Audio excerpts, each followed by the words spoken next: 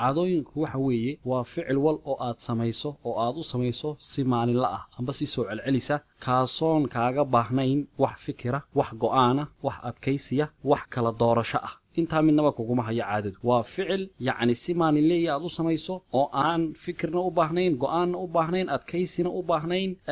arrimo kale oo noocaas aan u baahnayn aad u samayso si yacni laa iraadi yacni waa si aanad xataa filin si aanad xataa dareensanaynbaba aad u samayso marka horta caadooyinku yacni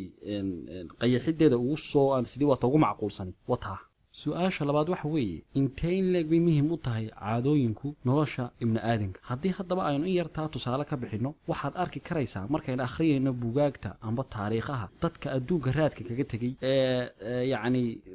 taariikhda leh markaad akhriyayno historygooda amba personal detailskooda markaynu akhriyayno waxaad arkaysaa in lagu odhanayo hebel wuxuu ka dhisnaa dhinaca waxbarashada hebel wuxuu ka dhisnaa dhinaca diinta oo yacni salaadiisa iyo waxbarashadiisa iyo arrimihiisa horumarka u keenay noloshiisa mid u soo inagu markaan isaga ka sheekaynayno waxay ula muuqanaysaa inuu yahay qofkaasi qof ilaahay awoodo khaariqa siiyey oo yacni dabiicadda ka baxsan oo waxaan kuuhi ilaahay ka dhigay qof awood leh oo go'aan leh oo adkaysi leh laakiin isaga dhinaciisa haddaynu kasoo istaagno oo nahno balniyo arrimaha noocaasi maxay ahaayeen wuxuu ku odhanaya dhammaan waxaa la soo tiriyoo dhani ee adkaysi leh ee go'aan leh ee yacni waxbarasho leh ee yacni diin ilaasasho leh ee yacni bilaabalwadnimo leh waxay aniga agtayda ka ahayn waa caadooyin yacni xaggayga caadun bay ka ahayd ee kamay ahayn wax iga mutaystay inaan ku dadaalo manay ahayn wax ilaahay samada iga keenay oo yacni mawhibe ilaahay isiiye ma ahayne dhammaan waxaan wax noloshayda iyo aasaaskayga la socday oo maalinle aan u samaynayay oo aan la qabsaduun bay ahaayeen buu odhanaya marka horta halkaasaan ka arkaynaa caadooyinku siday muhiim ugu yihiin ibni aadanka noloshiisa su-aasha saddexaad waxa weeye caado maxay ka kooban tahay caadooyinku waxay ka kooban yihiin saddex wax amba saddex shay shayga koobaad waxa weeye ee caadadu ay ka kooban tahay ee lambar wanka u ah waa waxyaabaha la yidhaahdo dhiirigeliye ama waxyaabihii kugu kicinaya inaad caadada samayso waxaas amba waad aragtay amba waad maqashay amba waad dareentay sida tusaale ahaan oo kale caajiskii amba jidhkiiyo nokotiinta iyo sigaarkii u baahda amba tusaale ahaan oo kale caadadu inaad tv-ga daawato dee waad hormartay amba waxay tahay inaad dukaanka sigaarka kiibsan jirtay baad aragtay marka horta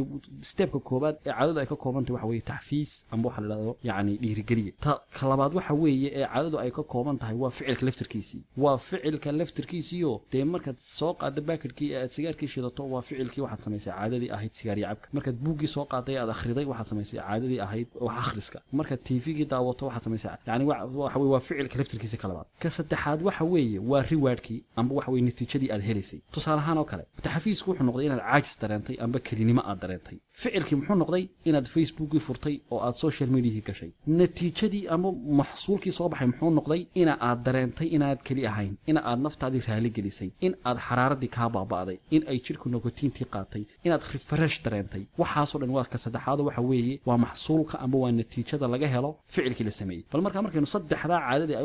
ay ka kooban tahay bal waxaynu eegaynaa saddexdani siday u wada shaqeeyaan haddaba halkan bal waxaynu ku eegaynaa bal waxaynu soo qaadanaynaa aynu doonaynaa inayn in yar fahanno qodobka ugu dambeeya ah natiijada amba maxsuulka laga helaya marka caadada la sameeyey bal farqigu keenay baynu eegaynaa tusaale ahaan oo kale iminka caadooyinka wan wanaagsan iyaga maxsuulkoodu wuu raagaa caadooyinka aan fiicnayn maxsuulkoodu amba waxa laga helaa horaa loo helaa tusaale ahaan oo kale iminka sigaar baad cabtay dee sigaarka markiiba nokotiin jirkaagu qaadana responsekii waxaad ku helaysaa wax ka yar saacado iyo waqti laakiin ninka iminka wax akhriyaa dee isagoo hadhow naftiisa raali geliyo idhaahdo markuu muddo u akhriya cilmigu kororsaday idhahdo hadhow cilmi baan kororsaday mooye yacni wax uu deg deg u helaya maaha bal arrinta la yaabka la jirta waxa weeye caadooyinka aan fiicnayn damagekii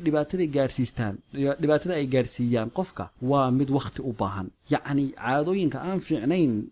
dhibaatooyinka ku gaarsiinayaan mid aad 2 iyo 3 shaq ku dareemaysa maaha waa mid u baahan inay wakhti dheer kadib aad aragto dhibaatadii caadadaasi leedahay halka caadooyinka fiicani ay 2 ciladood ba leeyihiinoo ta koobaad oo ah natiijadeedii iyo dareenkeedii inaad hore u helay ta labaad oo ah in faa'iidada aad ka helaysaa aanay ahayn mid imika aad dareemayso halka waxaanu kaga fahmaynaa waa sababta keenta inay dad badan u fududaato inay caadooyinka aan fiicnayn markiiba la qabsadaan waa sababta caadada aan fiicnayn markiiba bulshada dhexdeeda ay ugu faafayso waayo iyada markiiba maxsuulkeedii iyo natiijadeedii waa la hayaa si aad u aragtay yacni halkii ka gaarsiisantay ibni aadamku inuu jecel yahay waxa soo degdega ilaahay subxaanahu wa tacaala isagoo ka sheekanaya qur-aankiisa wuxuu ku yidhi wakhuliqa alinsaanu min cajal wa kaana alinsaanu cajuula yacni waxay ku tusinaysaa taasi inuu ibni aadamku ay fitra